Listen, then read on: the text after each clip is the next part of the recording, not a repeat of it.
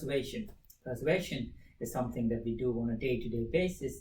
If you have children, they know how they persuade you to get things what they have done. Family, handling with the buyers in the market, anything. But in proposal perspective, what is persuasion? The purpose of a proposal, as you know, is both to inform the client about what your solution is. At the same time, you also softly persuade them why your solution is the right solution. Obviously, it's an ethical way of applying some sort of persuasive science to shift the customer's decision into your favor. So that's persuasion. So let's look at the two forms of persuasion that are generally applicable in the real world. The first one is what we call a central processing basis. What's a central process? Central processing is nothing but based on logic. So you look at logic, you place your sound arguments around your logic, and then you go through the arguments carefully and approach it very, very clearly. Kind of some sort of legal negotiations, point by point, evaluating the available evidence of how we are going to approach this, and it's more or less will be used by negotiation experts.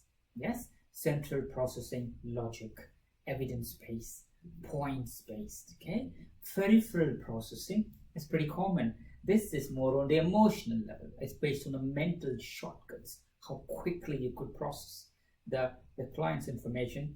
It's not always about logic, but it's mostly about how you can take the mental stuff and how you can kind of convert it in a more quickly possible way, and how you could convey your messaging and your viewpoint in a without logic, really, without logic, just tapping into the emotions and going through that. It's more like personality driven. That's your peripheral processing. Obviously, there is one book that came to the market like 20 years ago, I think, Persuasion, Art and Science of Negotiation, which is by Professor Dr. Robert Cialdini. Robert Cialdini came out with 6 core principles that he believed persuasion, if you apply those principles, it works seamlessly. So what are the key 6 principles? Number 1, reciprocity. Obviously, you go pay lunch for somebody in the first time. Hey, I'll buy you lunch this time.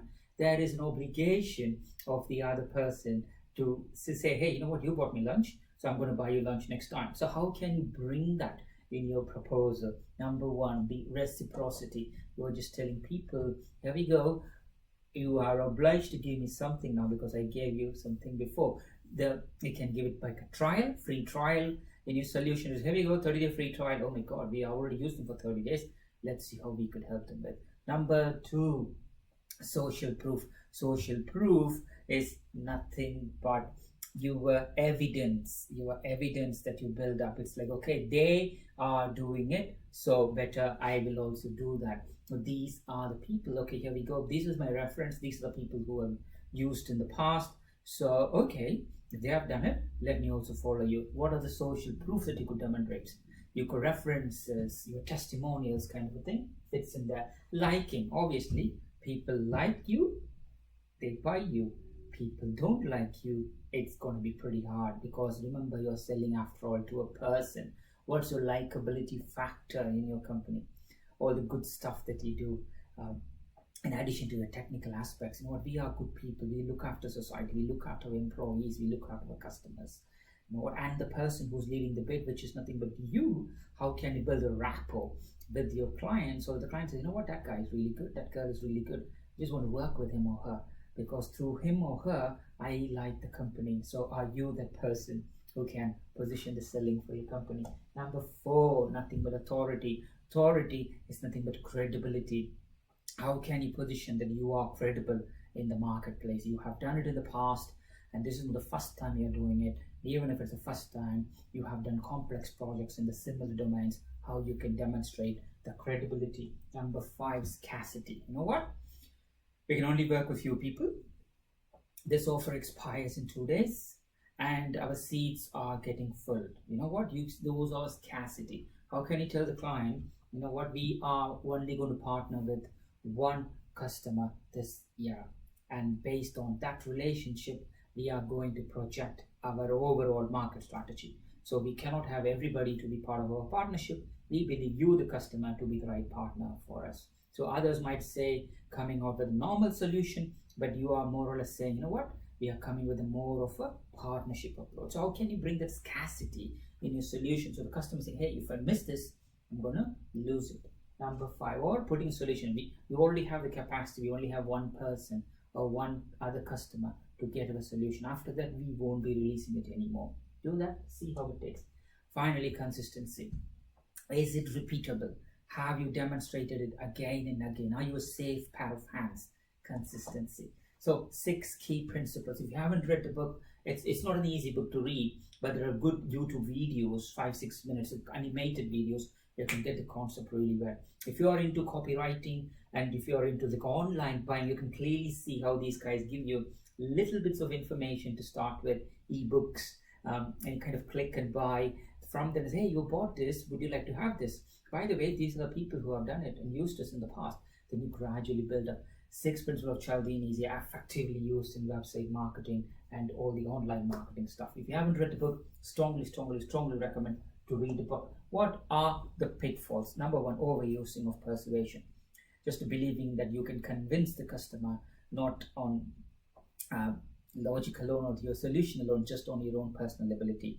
Number 3, it's kind of a manipulation as well. So how you don't just see this pitfall as persuasion is okay, you can manipulate the customers to get what you want to get, and it's assuming this is dishonest as well. So it's not. If you do the right thing, you're just conveying the message in the right possible way. You can tap into the brain and tap into the emotion of a customer so that your solution goes through them.